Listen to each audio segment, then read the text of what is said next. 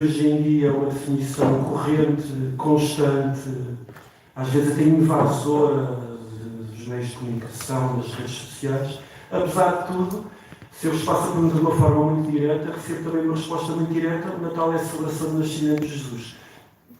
E esta é uma noção simples, e é uma noção com a qual eu cresci também de uma forma muito simples. Deixem-me só dar-vos uma ideia de qual é que é o ambiente em que eu cresci. Eu nasci ainda no final dos anos 70 do século passado. Olhem, posso ir? Eu nasci no final dos anos 70 do século passado.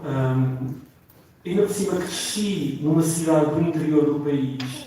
Hoje em dia vocês visitam o interior do país com muita facilidade, se calhar alguns chamam daquilo que se chama o Portugal real, esse Portugal do interior. Mas na altura ainda, o Portugal real, esse Portugal isolado, era mesmo isolado. As coisas demoravam um tempo a chegar lá e demoravam também muito tempo a sair de lá. E então eu cresci nesse isolamento geográfico, num Portugal distante daquilo que é o polo centralizador de Lisboa, as cidades maiores. E cresci também num ambiente político muito sui generis, que é um Portugal ainda muito ciente e muito celebrante do fim da ditadura. Eu acho que vocês todos ouviram falar sobre a ditadura, sobre a 25 de Abril, de certeza que sim. Se vocês não devem ser daqueles estudantes mesmo que fazem pergunta de o que é a ditadura e falam de Cavaco Silva e falam do Salazar como uma figura sul-americana, o que é que seja. Mas sim, vivia-se essa ainda alegria, mas uma alegria muito consciente daquilo que tinha sido superado, daqueles 40 anos de uma mudança muito grande. E para além dessa particularidade em que eu cresço, isolado geograficamente, eu nasço também dentro de uma minoria muito particular, que eu sou cristão batista, sou protestante. E sou protestante de terceira geração. Eu sei que os evangélicos, os protestantes em geral, às vezes torcem o nariz quando se fala em gerações, porque a nossa fé vem de um encontro pessoal e particular e não devemos acreditar aos nossos pais e aos nossos avós a razão da nossa fé, mas eu acredito ao testemunho dos meus pais e ao testemunho dos meus avós, a razão pela qual eu tive uma relação pessoal, eu tive uma identificação pessoal e uma identificação que eu ainda mantenho. Mas é mais particular ainda num sítio fechado, geograficamente, culturalmente, professar uma religião que para aquele ambiente histórico também é um bocado fechado. Mas para os evangélicos daquela altura, também se vivia uma celebração particular com o final da ditadura.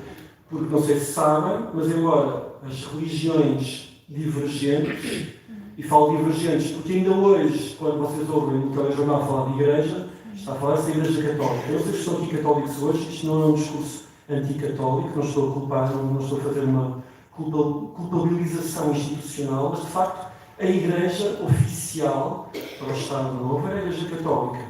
E então, embora houvesse uma tolerância para as religiões divergentes, no caso também das religiões protestantes, no caso dos batistas, a igreja na qual eu cresci, havia também uma tolerância muito grande para o crime da perseguição. Os meus avós, a minha mãe, cresceram a afirmar publicamente a sua fé e a sofrer consequências físicas, consequências sociais em torno disso. Os meus avós foram apedrejados, os meus avós eram conhecidos como os protestantes. Os protestantes, tal como na sua ideia original, era um adjetivo imprecatório, era um adjetivo que minorizava, era um adjetivo que punha as pessoas de parte. E nasceram um bocado também neste paradoxo, porque sendo protestantes eram pessoas com uma conduta exemplar, e então quase que lhes era dada a benesse de pertencer à sociedade, porque eram boas pessoas, porque contribuíam, participavam da sociedade, eram hospitaleiros, eram simpáticos, tratavam dos feridos, cuidavam dos necessitados, e nesse sentido eram os protestantes, eram apedrejados se ousavam andar com uma Bíblia debaixo do braço e a proclamar o Evangelho, mas ao mesmo tempo eram pessoas queridas e durante a semana, se calhar não eram apedrejadas, não lhes atiravam ovos porque aceitavam-se e estavam também dentro desse regime que, aceitando, ainda torcia o nariz e tratava essas pessoas como pessoas de segunda. Então eu cresço nesse ambiente de ser terceira geração de pessoas de segunda, mas a viver um espírito celebratório do fim dessa amarra. E o que é que isso tem a ver com o Natal? Tem a ver com o simples facto de que o Natal tinha que ser forçosamente simples. Havia tanta complicação em torno do que era uma afirmação pública de fé, de uma vivência espiritual diferente, de frequentarmos uma igreja que era diferente, que era especial, em que a pessoa que dirigia as cerimónias era casada e tinha filhos e tinha uma família. Andarmos com a Bíblia debaixo do braço, essas coisas eram tão preocupantes e tão... era um fardo tão grande para a nossa vivência social, que coisas simples, agregadoras como o Natal, mantinham-se também simples dentro do seio da igreja. Então eu cresci com essa alegria de haver uma altura do ano em que quase vivíamos sob amnistia, porque todos celebrávamos o Natal, todas as religiões cristãs, que eram por mais prevalentes, muito mais do que agora, celebravam o Natal. E aquela ideia de que o Natal é a altura de boa vontade, de generosidade, de facto acontecia até com aqueles reis protestantes que ousavam cantar coisas estranhas, com ritmos estranhos e iam à igreja com uma descomplexidade na liturgia, mas por outro lado com uma complexidade que tinha que ter respaldo na vida que viviam semanalmente.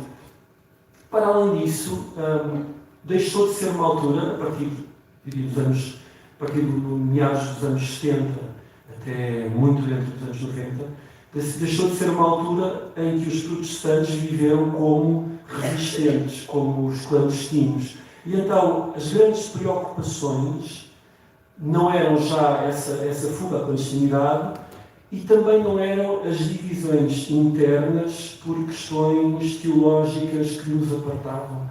Elas podiam ser discutidas, normalmente eram tidas como aquilo que nos separava, se calhar, no entendimento com os nossos irmãos de outras confissões. Eu não sei que confissões é que estão aqui hoje, mas, por exemplo, para os batistas há coisas que são basilares, como a separação da Igreja do Estado, a ideia de que a salvação não se perde, a ideia de que o Espírito Santo não nos abandona, mas continuamos a ser irmãos, continuamos a considerar como irmãos aqueles que divergem de algumas dessas ideias, desde que continuem a acreditar que a salvação vem por intermédio da fé, que Jesus morreu pelos nossos pecados, que Deus criou o mundo, essas coisas que são basilares e que eram, lá está, também simples. Não eram a base das grandes discussões. As grandes discussões era, de repente, temos liberdade, vamos fazer campanhas evangelizadoras. Se temos acesso aos locais públicos, e eu hoje estou muito feliz por, na Faculdade de Letras de Lisboa, haver abertura para este evento que está a decorrer, mas já o encaro com alguma normalidade. Naquela altura era encarado como um privilégio e uma felicidade e vamos atacar isso. Nesse sentido, chegávamos ao Natal e festejávamos. Era a celebração do nascimento de Jesus. Não havia dilema filosófico, não havia dilema entre o que é que era realmente uma celebração de Cristo, sendo que estava a ser diluída por causa dos efeitos comerciais e da troca de prendas e dessas coisas, embora eu já nasci com uma ideia muito consumista do Natal. Mas, lá está, outra vez, munido da ideia de simplicidade que o Natal é a celebração do nascimento de Jesus, o facto do mundo estar a aproveitar o Natal para vender, para trocar prendas, para alimentar as grandes máquinas do capitalismo, e desculpem o discurso, passei um bocadinho de esquerda panfletária, mas se o mundo estava a cair nisso, nós, perante a ideia simples de um Natal que deve ser celebrado, porque estamos a celebrar o nascimento de Cristo, nós tornávamos ainda mais aguerridos na celebração do Natal. Não dizíamos, se isto está a ser contaminado por uma ideia que nos é adversa, vamos largar mão de uma coisa que para nós é simples, que é a celebração do nascimento daquele que é o nosso Salvador. Outra ideia também que era muito clara era que o Natal é o princípio de uma trajetória que vai levar à Páscoa. E não há um suplantar. Desculpem esta parte política, não sei se também estão a par, espero que sim. Houve uma discussão agora muito grande se devemos festejar o 25 de novembro, porque o 25 de abril aqui é coisa. O argumento para o Natal ser tão premente como a Páscoa é porque a Páscoa só acontece porque o Deus que se fez homem e que morreu por nós fez homem primeiro, e o Natal é o Emmanuel, é esse milagre absoluto de um ser superior a tudo ter-se feito igual às criaturas mais desinteressantes e mais humilhantes. Fez-se homem. E esse milagre, de uma forma quase óbvia, pelo menos para quem encarava o Natal com essa simplicidade, deve ser celebrado, deve ser marcado nas nossas agendas. Agora, à medida que começou a haver uma abertura maior para que as igrejas se debruçassem sobre coisas que podiam ser complexas, pegando em velhas questões filosóficas antigas que tinham a ver com doutrina, tinham a ver com o próprio entendimento da fé, nasceu e cresceu e está estabelecido de uma forma muito forte. Eu não sei se vocês conhecem pessoas que partilham destas ideias, eu não vou estar a criticar-vos, vou estar a dar a minha perspectiva sobre o tema e daí querer falar de Natal e irei também falar de música, de certeza, em relação a isso. Mas foi crescendo a ideia de que o Natal, não sendo uma ordenança bíblica, e nós estamos num grupo bíblico universitário, não sendo uma ordenança bíblica, e estando tão corrompido por símbolos que também não têm nada a ver com a Bíblia, o Natal não deve ser celebrado. Aqui alguém conhece pessoas que partilham dessa ideia ou que as pessoas... Só uma pessoa? Não. Há mais, de certeza.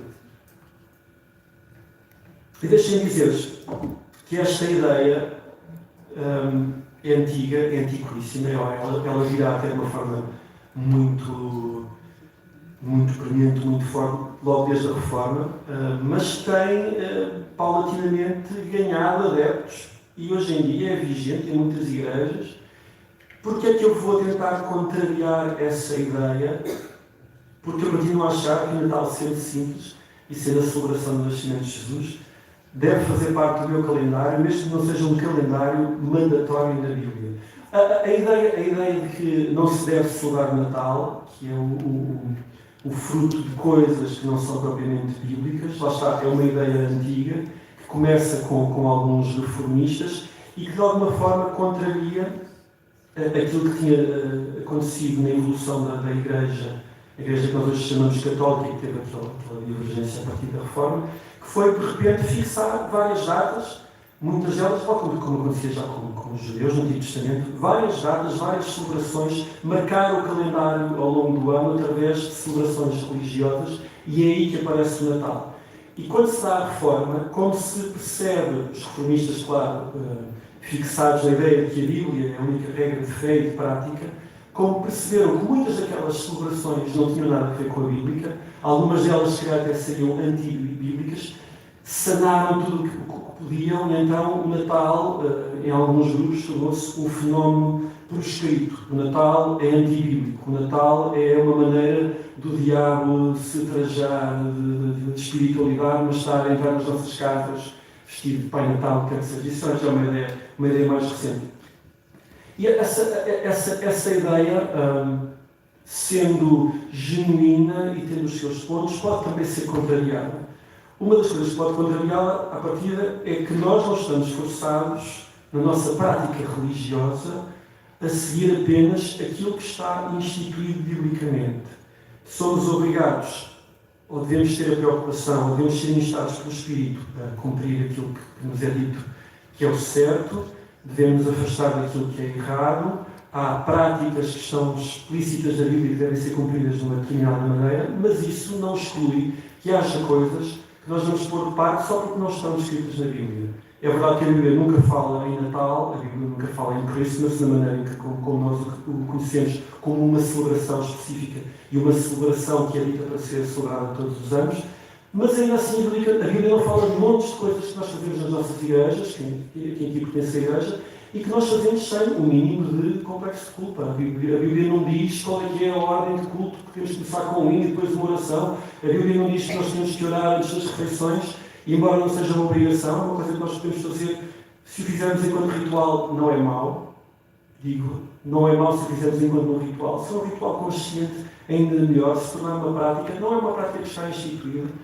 Há montes de coisas que nós fazemos nas nossas vidas que não estão instituídas oficialmente na Bíblia, mas que não a contrariam. Porque a Bíblia não é um borda d'água, a Bíblia não é um almanaque que nos vai dizer em que altura, coisas incríveis, não nos vai dizer o que é que nós temos de fazer diariamente para cumprir um determinado número de requisitos estanques. A Bíblia não é um Google Calendar, não é um organizador de calendário. A Bíblia dá-nos traços muito específicos, mas depois também nos dá traços gerais onde a nossa ação é permitida, desde que não seja contrária àquilo que são os ensinamentos, àquilo que são os propósitos, àquilo que é o espírito dos Evangelhos. E o Natal, a celebração do Deus encarnado, não pode nunca ser contrária. A ideia do Natal não é contrária àquilo que é o ensinamento bíblico. A ideia do Natal é o início, e é o início de uma coisa que se vai cumprir, e que é a razão pela qual nós acreditamos que toda a Bíblia está escrita. Desde o Gênesis até o Apocalipse, há um cumprimento de um processo que começa lá no Gênesis, mas que tem um fulgor muito especial com essa ideia do Deus que se fez homem, e o homem que depois vai ser sacrificado pelos nossos pecados e vai ressuscitar na altura da Páscoa. Nesse sentido, então, eu acho que podemos contrariar com alguma facilidade essa ideia de que, por não ter sido instituído na Bíblia, não nos devemos apartar das celebrações natalícias. Depois também há uma ideia também com um fundo de verdade, de que o Natal tem, em algumas das suas práticas e até na data, uma gênese pagã. E, de facto, o Natal foi instituído no 25 de dezembro. Nós não sabemos qual é que é a data exata do nascimento de Jesus, pode não ter nada a ver com o 25 de dezembro, mas foi instituído a 25 de dezembro, e alguma teoria que existe é que o Papa Júlio I instituiu o Natal no dia 25 de dezembro, naquela altura, mesmo para calhar em cima de uma festividade pagã, que tinha a ver com o solstício, tinha a ver com homenagens a deuses pagãos, e nós podemos pensar assim, de facto, estamos a celebrar uma coisa que tem uma data coincidente de forma propositada com uma festividade pagã. Devíamos fazer pensar um bocadinho se esta é a altura certa para estarmos a celebrar o nascimento de Jesus, porque de alguma forma estamos a conceder a uma coisa que tem uma base pagã. Certíssimo, dou de barato que esse é um excelente argumento, mas também é um argumento que eu acho que pode ser contrariado.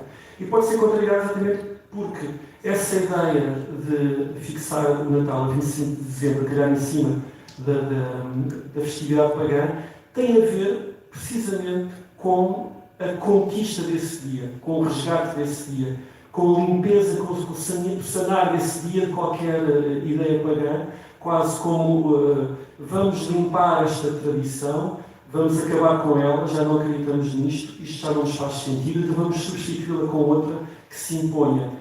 Isto, de alguma forma, faz sentido, até porque nós todos somos habitantes de territórios que foram conquistados e nós não vivemos com o sentimento de culpa de que, se calhar, as primeiras civilizações que aqui estavam tinham outras práticas, sacrificavam-se a outros deuses, nós convivemos pacificamente. E, de facto, houve uma conquista desse feriado, houve um resgatar de uma data, porque a Deus tudo pertence, vamos também então conceder esta data que já tem as práticas, as pessoas já se unem, já se congregam para celebrar e para cantar. Vamos manter a ideia de festa e vamos fazer da festa outra coisa. Vamos conquistar esta data para uma coisa que nos é especial e para uma coisa que, para mim, desde o final dos anos 70, é simples, que é a celebração do nascimento de Jesus. E ainda por cima há aqui uma explicação muito bonita do Santo Agostinho. Santo Agostinho tem uma explicação muito bonita para a ideia de arrastar, trazer simbolicamente, poeticamente, o nascimento de Jesus para o solstício, porque é a ideia de que este é o dia mais pequeno, a partir daqui os dias vão começar a ser mais luminosos, começar a durar mais, daqui a um tempo vem mais calor, e é mesmo muito bonito ouvir esta explicação. Se calhar aqui me deixar meio empoderada musical, embora eu acho que a Bíblia é possivelmente a minha inspiração maior quando estou a escrever letras de canções. Depois também sou muito inspirado por pessoas que de uma forma simbólica se inspiraram na Bíblia, e eu já sou um subproduto, lá está, tal como eu sou um cristão de terceira geração, também sou um escritor de canções de várias gerações, de várias coisas que andaram a ser inspiradas por esse texto encantador, que espiritualmente é muito importante, mas literariamente também é muito importante e é muito encantador. E esta ideia do Santo Agostinho considerar uma explicação de que o Natal está no solstício, porque os dias vão começar a ficar maiores, a partir daquele momento há uma luz que vai invadir, os dias vão crescer, a eternidade está a começar ali. Nós sabemos que a nossa eternidade, embora digamos que pode começar assim que os nossos pecados são pagos na cruz e que há uma ressurreição desse Salvador, esse Salvador nasceu naquele dia e os dias estão a começar a ficar maiores, estão a começar a ficar mais brilhantes, os dias estão a começar a ficar mais quentes também, eventualmente. E nesse sentido, acho que é mesmo muito bonito nós conseguimos responder com esse lado simbólico, porque estão a atacar o Natal também simbolicamente. Dizer que a árvore de Natal, que a árvore de Natal tem a ver com o nascimento de Cristo, o que é que as decorações, o que é que as luzes têm a ver com o nascimento de Cristo. Simbolicamente, as luzes têm a ver com o nascimento de Cristo, é a luz do mundo. A árvore de Natal é o verde. Eu lembro que ficava muito chocado quando era miúdo, e aí sim já estava a entrar nesse legalismo, ficava chocado quando era miúdo, e as participações das crianças no Natal eram muitas vezes a cantar o coro Pinheirinho de Natal, de Ramas Sempre Verdes. Vocês conhecem essa canção?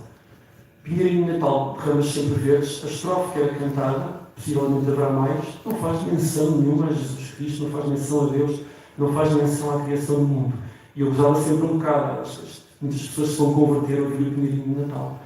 Mas agora que eu faço um aproveitamento simbólico de muitas das coisas que me interessam, o pinheiro verde, sempre verde, a ideia de perenidade, de constância, a ideia de eternidade está simbolicamente descrita naquela canção.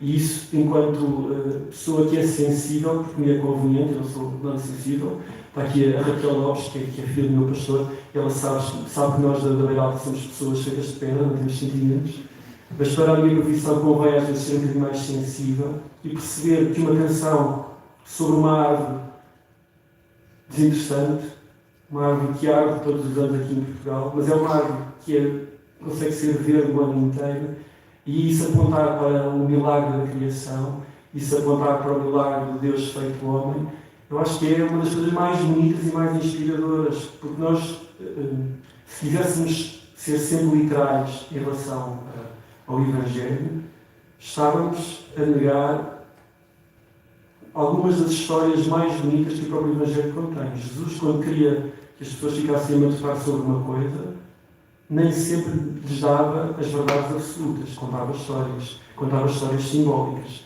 Contava histórias que têm várias interpretações. Eu já ouvi mil e uma interpretações sobre a parábola do filho pródigo.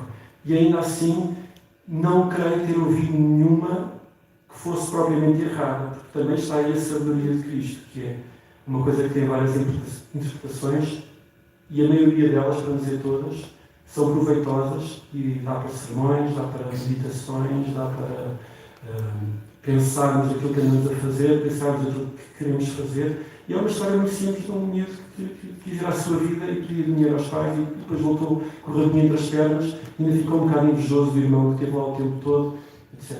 O irmão depois ficou invejoso quando ele voltou e recebeu as honras e recebeu as festividades, porque também lá está, era uma festividade simples, era o retorno de alguém perdido. E a simplicidade, para mim, é das coisas mais bonitas e das coisas mais inspiradoras e das coisas mais complexas que me dá vontade de celebrar, como o nascimento de Jesus. Não é nada mais complexo que um Deus a fazer-se homem. E ainda assim, a simplicidade de querer celebrá-lo é uma coisa que me acompanha desde muito cedo. Depois também a ideia do consumismo e da forma secular como o Natal hoje é tido em conta pela sociedade. Mais uma vez, volto a dizer, se a sociedade está a reclamar para si um Natal hipersecular, não nos cabe a nós afrouxar, porque nós temos propriedade, nós que somos cristãos, temos propriedade sobre aquele fenómeno, então é festejar com mais força. É não deixar que esse consumismo torne parte daquilo que é o mais importante na celebração do Natal, é agarrarmos àquilo que de facto é o foco, aquilo que é a simplicidade. Isso quer dizer também que temos que nos despir dos símbolos todos que fazem parte, como comer bacalhau, não há referências a bacalhau na Bíblia, pelo menos que eu saiba. Não há referências a bacalhau, não há referências a filhotes, não há referências a bolo rei Bem, o bolo rei até será um bolo que advém dos lados religiosos. Não há referências a papel de embrulho, embora haja referências a prendas e oferendas. E será que nós temos que nos despir de todas essas simbologias e ser os grinches do Natal só porque queremos que a mensagem se mantenha firme? Não, e agora vou dizer uma coisa que se calhar pode ser um bocadinho mais polémica. Eu não vejo, de uma forma absoluta, o secularismo em torno do Natal como algo profundamente negativo. E vou explicar-vos porquê. Claro que é negativo, claro que não é desejável, claro que não é o foco, mas, para já, o secularismo em torno do Natal demonstra uma coisa que para mim é muito importante e que tem a ver com aquilo que eu vos falei, que é, tanto existe liberdade religiosa nos sítios em que esse secularismo é praticado, que nós temos direito às nossas práticas individuais. E uma sociedade secular que se permite, às vezes, até pescar o olho a uma celebração religiosa, por norma, é uma sociedade onde nós temos, com alguma garantia, que as nossas práticas religiosas estão também garantidas. Isto é uma coisa que eu há bocado falava de uma forma muito rápida com o Rubén Chama, que tem a ver com algumas das minhas convicções políticas ou políticas.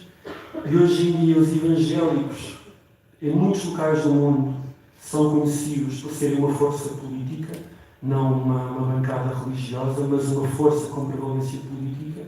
E isso acontece porque muitos desses evangélicos, tão desesperados por verem que à sua volta as pessoas não têm as práticas exatamente como nós queremos, as pessoas não cumprem os preceitos que nós gostamos, esses evangélicos acham que cabe ao Estado forçar que essas pessoas tomem essas atitudes, cumpram esses requisitos, tenham essas ideias. As pessoas que estão tão cansadas, estão tão desesperadas do mundo que está afundado em mil e uma dissensões, em imoralidades, que entregam ao Estado a responsabilidade, à política, aos governantes, entregam a responsabilidade de forçar que as coisas sejam entendidas e praticadas de uma determinada maneira. Isso já tem um problema, que é, quando nós entregamos esse tipo de poderes ao Estado, dentro de uma democracia, basta que haja uma alternância política para depois vir alguém com ideias completamente diferentes das nossas, que vai estar instituído os mesmos poderes para forçar-nos a cumprir, a pensar e a praticar as coisas de uma determinada maneira. Nós podemos estar absolutamente descontentes com o que é ensinado, com o que é praticado, com o que é permitido. Mas nós temos liberdade neste país, este país que celebra o Natal de uma forma secular, temos liberdade para ter as nossas práticas. Temos a liberdade para estar a falar de Jesus e para dizer coisas esquisitas, para falarmos de práticas para o mundo esquisito, aqui dentro da Faculdade de Letras da Universidade de Lisboa. Temos essa liberdade. Para além disso, muitas vezes essa obstinação dos evangélicos em querer eleger partidos que forcem uma determinada número de práticas é uma demissão da própria responsabilidade dos evangélicos em convencer, através da sua vivência, das suas práticas e do seu diálogo com o outro, demitirem o seu testemunho de trazer às outras pessoas a ideia de que há algo superior que nos faz ser assim, que nos faz pensar assim. Estamos a admitir por desespero, sermos nós a tentarmos convencer aquela pessoa a não fazer uma determinada coisa que para nós é criminosa, a ensinar um determinado valor que está caído em desuso e pelo qual até somos usados, que até já fomos apedrejados no passado. E essa coisa que acontece aos evangélicos hoje em dia é muito semelhante, isto é uma imagem que eu estou recorrentemente a dizer, é muito semelhante a quando o povo de Israel, desesperado, já com falta de crédito que havia um Deus superior que iria prover, assim que viram Moisés desaparecer por um bocadinho, fizeram tudo que era mais contrário ao povo de Deus, que foi, fundiram o ouro todo e fizeram um ídolo. E hoje em dia, muitos dos evangélicos, por desespero e por cansaço que eu compreendo, porque também tenho, estão a entregar poder a bezerros de ouro. Isto é absolutamente claro. E então, quando me perguntam se eu estou descontente por causa de uma sociedade secular que combateu o Natal numa idolatria do consumismo, eu digo, isso não é correto, mas para mim isso não é preocupante, porque aí eu tenho espaço para que a minha celebração simples do Natal seja a correta e ainda por cima, essa celebração, todos nós sabemos, se só estivéssemos num ambiente de pessoas cristãs e perguntássemos qual é que era o significado do Natal, as pessoas iam dizer coisas belíssimas. Não iam falar do nascimento de Cristo, mas iam dizer coisas bonitas. Iam dizer valores que nós, de uma forma objetiva, universal, sabemos que são bons. A paz entre as nações, a fraternidade, a própria troca de prendas é uma questão de generosidade. E por isso são valores muito bonitos.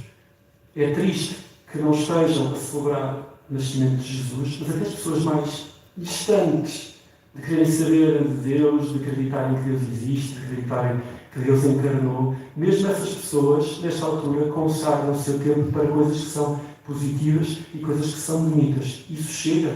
Não chega. Mas é um ponto de partida para que nós acreditamos que o Natal é uma celebração simples, honesta, sincera e que traduz aquilo que é mais importante para os cristãos. É um ponto de partida, é um pé na porta para nós falarmos com as pessoas. Podemos, com as nossas questiúnculas, com as nossas preguiças, achar que não, que as pessoas estão completamente perdidas. As pessoas estão perdidas o ano todo. Nesta altura, em que há um espírito natalício, que não é o espírito natal que nós conhecemos, mas é um espírito de boa vontade, é a altura certa para, através das nossas práticas, através da nossa também generosidade, queremos ofertar às pessoas aquilo que para nós é mais importante. A primeira maior que nós recebemos está muito mais à mão do Senhor nesta altura para a podermos partilhar. E será que podemos fazê-lo? Podemos continuar a comer o bolo rei e as filhotes e o bacalhau, que não tem nada a ver com o Natal, não tem nada a ver com Jesus, não tem nada a ver com... Porquê que não? Os protestantes, a tradição dos protestantes cresceram sem uma cultura própria. Se calhar muitos de vocês cultuam em igrejas que anteriormente eram barracões. E depois, qual é que é o problema? A Bíblia diz-nos que a madeira, uma árvore pode ser feita em madeira e a madeira pode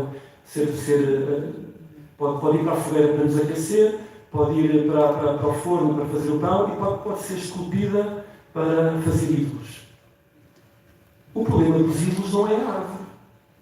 O problema dos ídolos não está na raiz nem no terreno. O problema dos ídolos está no homem que decidiu consagrar a madeira àquilo que nos é contrário. Eu acho que essas práticas comuns do Natal e que não são bíblicas, de alguma forma, ou de forma alguma, nos desfavorecem enquanto pessoas que, reunidos à mesa com a família, podem celebrar o Natal no seu verdadeiro significado. Isto é importante para mim porque eu sou fruto, claro, muito inspirado e com essa vantagem de ter um conhecimento bíblico maior do que as pessoas, colegas meus que cresceram sem ler um único livro.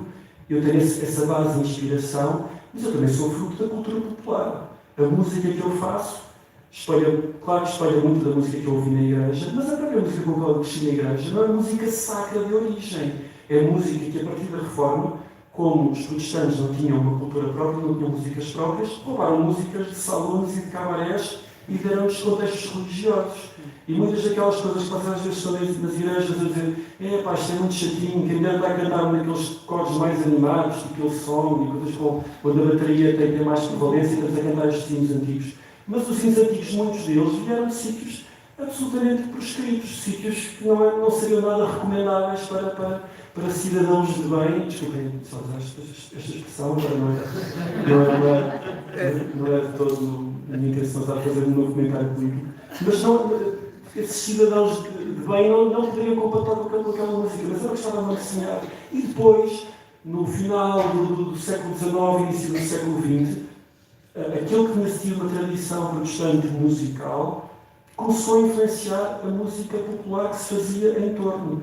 O jazz, o blues, tudo tem ecos da música religiosa das igrejas, mesmo que fossem os pregadores que estavam a cantar os hinos de louvor maiores, depois à noite iam para princípios de devassidão. Ainda assim, toda a história da música cresce com essa equidistância entre o sagrado e o profano. E há um cantor evangélico, que é o Larry Norman, provavelmente vocês nunca ouviram falar, mas tem uma frase muito importante nos anos 70 que é: porque é que o diabo há de ter toda uma música?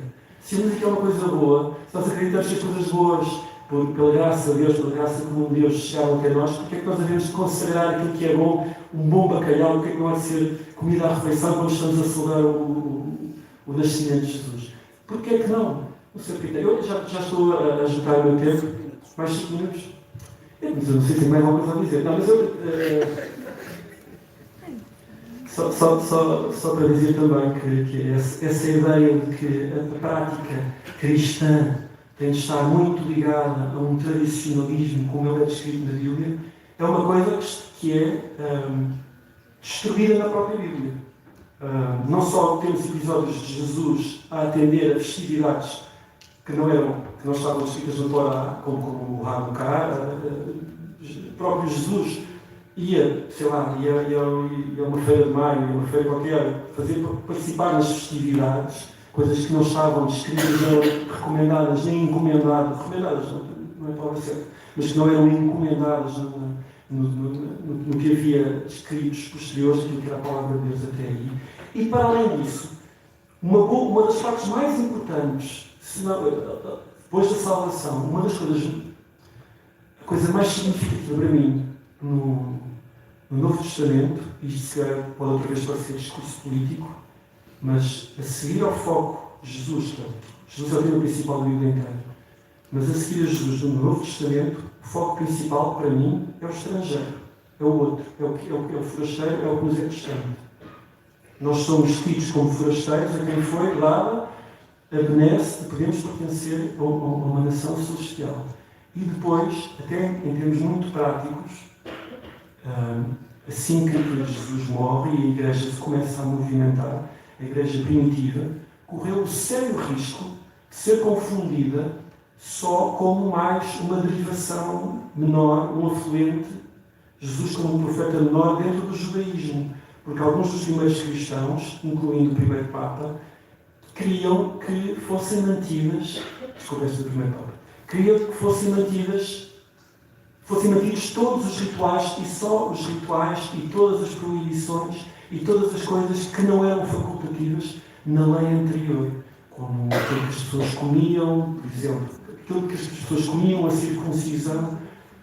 E dos manifestos mais importantes no Novo Testamento, e daí eu dizer que antes de Lutero, Paulo pode ter sido o primeiro protestante, é a resistência a essas práticas que, fazendo parte de uma tradição, podiam estar a afundar a Igreja Cristã só num afluente menor e fechado ao estrangeiro. E o estrangeiro era essencial. O pecador era essencial. A pessoa que não era da nação eleita era essencial. E então houve logo, nessa altura, a necessidade de dizer que havia práticas, e Paulo diz-lo muitas vezes, há práticas que são facultativas porque elas não são essencial. E se há pessoas que estão habituadas por questões culturais e desde que isso não as faça perder, continuem a fazê-las, não é por aí. E eu acho que isso tem exatamente... Dizer que o estrangeiro é o mais importante também podia ser uma conversa política de novo, por causa dessa deriva política dos evangélicos, e de repente o forasteiro é o inimigo. Mas o forasteiro ser mais importante também nos ensina que as práticas que nós estamos adquirindo, se o foco estiver naquilo que nós entendemos como uma mensagem importante e simples, como é o nascimento de Cristo, as práticas não são as práticas, não é a árvore que nos vai tornar impuros. É aquilo que nós fazemos com a árvore, é a maneira como nós esculpimos a madeira.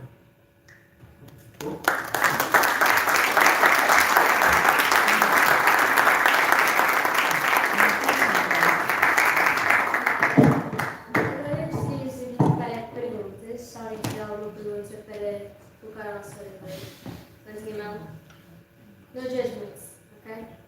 Ele tem aqui suas opiniões para as vossas coisas.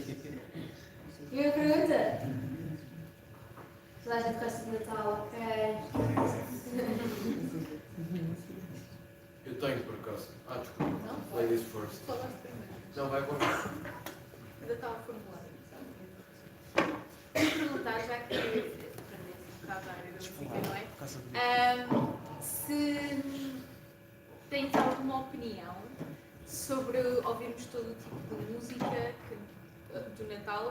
Pronto, usaste o exemplo do Pinheirinho do Natal, mas, por exemplo, há muitas músicas que são conhecidas e que se calhar não são assim tão simpáticas para a fé cristã. Se tinhas alguma opinião sobre isso, ouvir, não ouvir? Eu acho que vai um bocado com o discurso que eu estou a ter.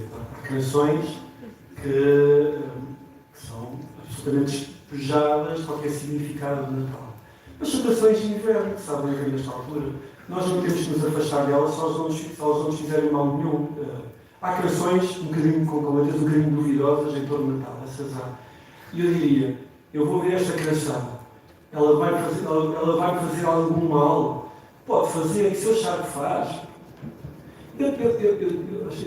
Há um hino que espalha também uma passagem que diz, eu estou bem certo daquilo que creio. E sei que esse tesouro que foi conquistado está guardado. Então, viver também debaixo do medo de que uma coisa tão, às vezes, tão inócua e tão simples como uma música nos vá arrancar do caminho certo, mas pode arrancar. E se nós nos sentimos fragilizados com isso, estamos a nos irritar. Mas eu acho que aí depende um bocado, pode ser uma coisa polémica a dizer, mas depende um bocado do discernimento e não acho que não vem mal, claro, sinceros. Vou cantar para a igreja o All I Want for Christmas Is You, numa participação da igreja. Pá! Como prelúdio instrumental, não faz mal nenhum. Ou Last Christmas do Slam.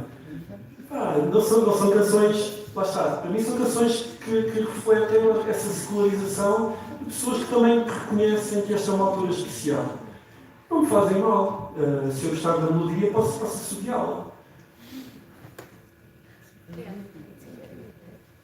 Só para dizer, eu há uns, acho que faz este ano 10 anos, numa rádio que é a Dina 3, convidou-me para escrever uma música de Natal com o rapaz que é o Kim Albergaria, e nós fizemos uma música de Natal, para todos os efeitos, uma música de Natal secular, fala sobre um jantar de Natal. É verdade que eu meti lá a minha colherada, digo a coisa menos natalícia do mundo, digo que a humanidade está condenada a esquecer esse sentido de Natal, digo de uma forma um bocado humorística, mas eu não sei, se calhar por causa do meu pastor ser o meu amigo mais antigo, mas não venho me puxar de orelhas por causa disso. E acho que não merecia levar-me puxar de orelhas por ter feito uma música secular na altura de Natal, porque é uma canção que lá está, que fala sobre uma consoada, fala sobre a família à mesa, e a ideia de uma família à mesa partilhada, em partilha ou em discussão, mas essa ideia de união, não é uma ideia antinatalícia.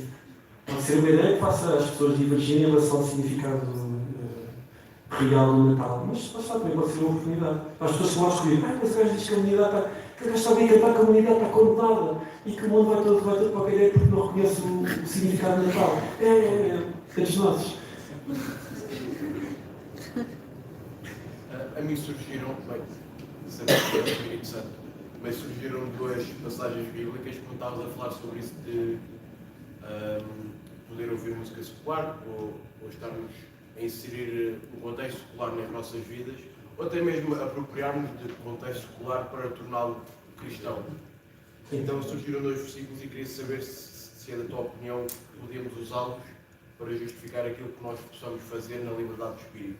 Que era Colossenses 3:23, que diz: façai tudo como para o Senhor, não para homens. Então, nesse sentido, mesmo que nos digam, olha, faz isto que é secular, nós dizemos, ok, mas eu sei onde é que está o Espírito Santo, está em mim, eu quero deixá-lo aqui na identidade dos versos que eu vou escrever, por exemplo. E outro era 1 Coríntios 10:31, tive que procurar no Google. Façam tudo para a glória de Deus. E então, se tu inseres no tudo isso que estás a fazer, mesmo que seja em contexto secular.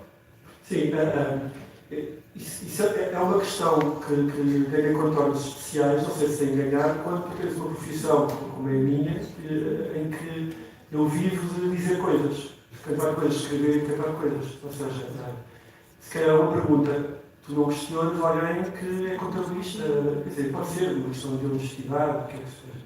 Mas, por norma, eu sei que só às vezes, muitas vezes, ou já fui, se calhar nem tanto, mas há alguns grupos de pessoas que às vezes chegam aos ouvidos que olham para mim e para aquilo que eu faço de uma forma muito desconfiada, porque, para todos os efeitos, eu não faço música evangélica, no sentido em que a minha música não tem sempre de ser música evangelística, não tenho essa intenção, e muitas das coisas que eu faço em relação ao trabalho, faço para me sustentar.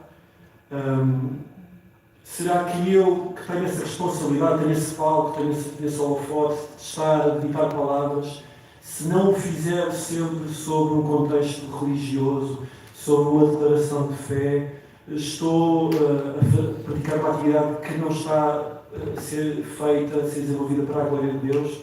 Eu acho que não tem que ser assim, porque o resultado daquilo que eu faço, mesmo que não seja objetivamente evangelístico, não está apartado de uma consequência que possa descambar, desaguar na glória de Deus. E essa preocupação eu tenho. E normalmente é menos uma preocupação do que é que eu tenho que fazer e mais uma preocupação do que é que eu não posso fazer. Daquilo que eu tenho de me abster. E depois, eu digo com a maior das sinceridades, que também tenho esta desonestidade de a Bíblia, para mim, que é um livro fundamental para a minha fé, é também, enquanto livro literário, fundamental para a minha escrita de canções. E nós dizemos que um livro que nós sabemos que é a palavra de Deus, está a ser usado como uma muleta, é um crime e está a contrariar a glória de Deus. Para mim não é, porque essa muleta já aconteceu e tenho não mereço, mas tenho testemunhos que comprovam pessoas que chegaram ao conhecimento da Bíblia porque ouviram canções minhas. Eu não mereço, não é por minha causa, mas dentro dessa minha, digamos, desonestidade de estar a fazer valer daquilo que é um manancial literário e um manancial de histórias e de imagens, houve pessoas que chegaram lá porque eu não tenho, lá está, eu não mereço, porque eu não sou grande o suficiente para conseguir filtrar aquilo que é uma luz muito superior a mim, muito superior a nós todos, muito superior a palavras humanas. E eu predispor-me a ser esse veículo, mesmo às vezes sempre por convicção, mas às vezes também porque me é vantajoso. Eu sei que a glória irá passar, independentemente das minhas falhas ou não. Isso deixa-me em sentido, mas também me deixa de alguma forma confortável do que eu tenho feito até agora. Nós temos estado a falar um bocado para dentro, ou seja, Sim. mais para cristãos, mas podem estar aqui não cristãos. Sim. Porque é só para não estarmos aqui no convento, não é? Assim, porque a não ser cristão pode ser um bocado chato, não sei se é o caso, pode não estar a captar algumas coisas. E queria te perguntar se, assim, muito resumidamente, pudesses dizer o que é que o Natal tem assim tão especial, numa linguagem que o não cristão possa perceber. Que com certeza percebeu muito mais coisas, não é isso que eu estou a dizer, mas acerca desta questão específica, e porque é que tu celebras o Natal especificamente? Lá está, há bocado quando estava a falar das características que são favoráveis e vantajosas e são bonitas e nós reconhecemos como valores universais que estão inerentes ao Natal, embora não seja um foco, não seja um mote daquilo que eles celebram, de alguma forma, e sem complexo nenhum afirmo, que aquilo que me dá muitas vezes vontade que o Natal chegue depressa. É querer estar com a família, é querer ver os meus sobrinhos, é querer comer a comida da minha mãe e depois estar 15 dias a não querer ter comido tanto. E essas coisas fazem desejar o Natal com muita vontade. E essas coisas também são uma celebração em características muito humanas, em características muito corriqueiras. Todos nós gostamos de comer comida que nos sabe bem, todos nós gostamos de estar com pessoas que nos são agradáveis, todos nós gostamos de matar saudades. São coisas que me fazem muito celebrar o Natal, até com base nisso. Agora, lá está, eu sei que a base disso, e que aquele dia está consagrado, é uma coisa que é superior a isso. E que é, embora a fogueira seja muito quentinha naquele dia, que acendeu a fogueira, mesmo que nós estejamos afastados, seja só mesmo aquela acendarezinha que acabou por cair no material inflamável, É a gênese daquilo que ali está. E ter a certeza que aquilo que eu celebro ali é puro, é real, é transformador, torna depois tudo o que é acessório agradável e faz para voltar esse acessório todos os anos. E torna esse acessório ainda mais agradável do que seria se fosse só uma mera reunião de família. E isto estou a dizer com a maior das sinceridades. Eu não perco o foco do sentido de Natal. Minha felicidade, tanto a família do lado da mãe, do meu lado como do lado da minha mulher, são pessoas cristãs. E há sempre um momento de partilha que acontece em família, mas que está absolutamente centrado naquilo que são os valores espirituais que nos conduziram a essa celebração que eu acho que é real do Natal. Mas aquilo que entusiasma e que às vezes também estressa são coisas que não têm a ver com o nascimento de Jesus.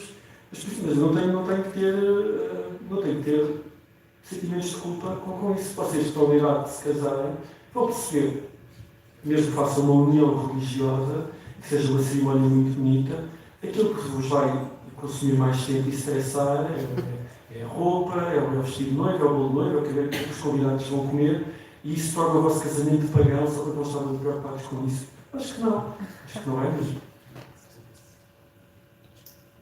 Lá está, vestidos de noiva e o fato também não são coisas que são descritas na Bíblia e assim ninguém vos deixa chatear a cabeça porque decidem vestir-se bem nos seus casamentos. Mais alguma pergunta? Agora gostava de arriscar uma, eu já percebi que há aí mais uma parte do programa, mas falaste muito de simbologia da parte do Natal, não é? E a parte do que tu disseste tem muito a ver com simbologia. Mas tu também, não sei se tu és empresário, mas tu também já foste professor, e estamos aqui numa casa e estamos a falar de estudantes, muitas vezes com uma formação técnica. E a minha pergunta, não sei se eu consigo colocá-la bem, mas é até que ponto é que a simbologia também não é importante nesta caminhada espiritual de encontrar Deus e de certa forma, ou deixar-se levar por uma melodia, mesmo a parte emocional, ou simplesmente ver o cintilar das cores, das celebrações natalícias. Até que ponto é que esta arte de ver beleza à nossa volta e de associar às coisas um símbolo também não se perde um bocadinho na formação técnica que as nossas culturas têm? Como é que isso nos prejudica na procura de Deus? Eu acho que nos prejudica porque ficamos afastados das coisas que de alguma forma também brotaram com um formato até às vezes abstrato e que estão descritas na Bíblia. Quer dizer, a criação, as coisas têm o formato que têm a beleza que têm, são desagradáveis de uma determinada maneira. Sermos encomendados a levar através da música, através da poesia, de coisas que são ditas. Claro que a poesia ajuda a memorização, mas porque é o formato musical, porque é agradável. Nós não estamos apartados de coisas que são agradáveis, mas estamos apartados de coisas que nos fazem pensar, apesar de aquilo não ser meramente descritivo, não ser posto de uma forma concreta, às vezes surgir de uma forma abstrata. E é aquilo que eu estava a dizer sobre as parábolas. Se calhar passamos mais tempo a pensar porque é que algo está descrito de uma forma artística, tentamos esmiuçar porque tentamos chegar às intenções do criador daquela obra, muito mais do que se nos for descrito, porque aquilo é assim, lemos e está arrumado. Se aquilo nos comover, nós temos o desafio de pensar, o que é que aquilo nos comove? Porque é que nós ficamos tocados por um determinado uso de cores? Isso para mim é essencial. Para mim é essencial, por exemplo, a grande escola de pregadores que têm que estar muito baseados na Bíblia, mas têm que, na sua retórica, estar munidos de uma lógica discursiva que às vezes não é a lógica descritiva. Tem que haver ali algo que nos empolga, que nos chama a atenção, que nos faça pensar no caso. A questão das parábolas é essencial. Mas, por exemplo, para mim quando estou a fazer uma música, é muito mais importante o lado do desafio que a música pode causar. E então, se eu quero contar uma história, o que mais me envolve não é tanto a história, mas é como é que eu musicalmente consigo colocar-me enquanto o maior... Vou dar um exemplo muito grande, porque é que, por exemplo, às vezes o cinema é mais entusiasmante por questões simbólicas da própria música ou a própria literatura para contar uma cena. Há um filme que eu adoro sociedades. Há um filme que eu gosto muito do John Ford, de 1939, que é um filme sobre o Abraham Lincoln, que é um presidente dos Estados Unidos, mas isto na juventude do Abraham Lincoln, que quando ele era advogado. E nesse filme, o Lincoln já estou a falar do Abraham Lincoln, o grande campeão ladino da libertação dos escravos nos Estados Unidos. O Lincoln, que já era uma pessoa muito alta, é filmado nesse filme sempre com a câmera de baixo para cima, para parecer ainda mais alto. Para parecer ainda mais alto, é escolhido sempre que a câmera esteja assim, sempre em baixo, para vemos o Lincoln quase como um gigante, uma estátua, uma coisa estatuada, assim, muito grande, e as sombras na cara. Não era preciso nós conhecermos a história do Lincoln, sabemos o que ele vai fazer, não precisávamos saber que ele é grande. Mas o realizador tem só cuidado de, simbolicamente, por uma estratégia de colocação da câmara num determinado sítio, por uma opção, fazermos ver como ele ainda era maior que a vida. E nesse filme, Lincoln, que é um advogado, aceita de forma gratuita o caso de uma senhora viúva e de duas mulheres, que eram as noras dessa senhora, que de repente ficaram sem, elas ficam sem os filhos e elas sem os maridos, que foram presos por um crime que era injusto. Portanto, o realizador, John Ford, que está o tempo todo a filmar o Lincoln de baixo para cima, decide também filmar a simplicidade e a pureza daquelas mulheres, e são as únicas personagens que também são filmadas assim, de baixo para cima. E a senhora velha é pequeníssima, baixíssima, e ainda assim a câmara é colocada para nós vermos como alguém que é maior do que nós, por causa da sua simplicidade, por causa da sua coragem, por causa da sua fé até e da sua força.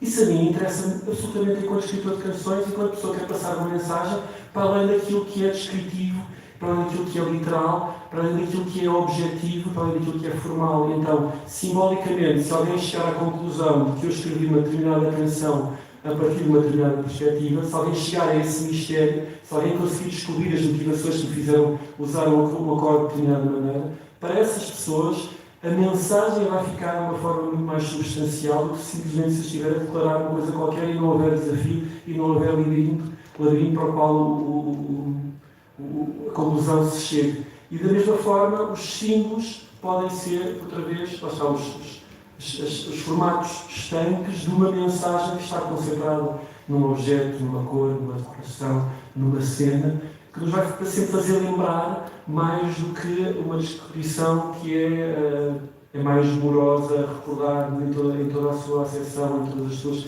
características. E nesse sentido, conseguir condensar as coisas em símbolos, eu acho que é uma grande vantagem para todo tipo de discursos, e porque não o discurso de fé. Eu ia dizer o discurso religioso, mas mesmo o discurso de fé. A cruz é um símbolo. E é um símbolo que tem uma história muito grande. Às vezes basta uma cruz para não sabemos o que fala contigo. Muito obrigada.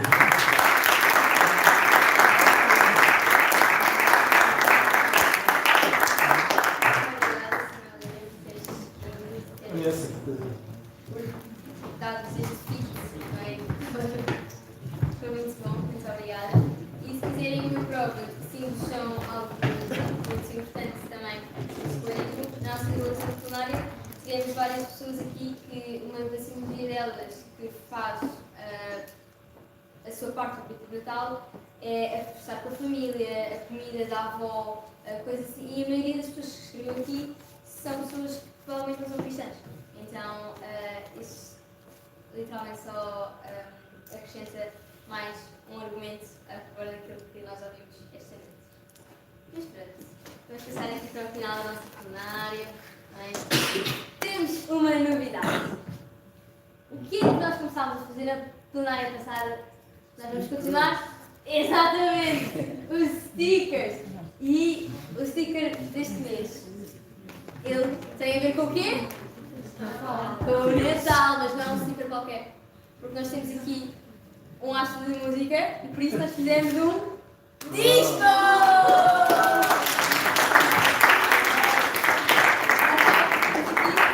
Patrocinado do Natal, ok, foi na semana passada, foi bem fixe. E o melhor efeito de Natal pode estar colado nas vossas garrafas de água, nas vossas laptops, quando estiverem a estudar, na capa do vosso telemóvel. E temos uma novidade! Porque se vocês quiserem oferecer este sticker a alguém, sabem que a pessoa que provavelmente gosta de Natal e gosta de música, nós temos uma promoção de pague 2 a 3 do nosso sticker!